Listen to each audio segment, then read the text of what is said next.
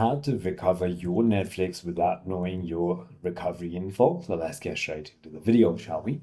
So the first thing you want to do is go to netflix.com/help. And then you want to simply go ahead and search for forgot email or phone number. Then click on get started. Now, what you will need to do is simply go ahead and enter your name and possible info, like your name, your email address, your phone number that you have your account with. Simply go ahead and click on find account. Once you've done that, it is going to ask you to verify your identity. You can simply tap on I don't have access to these.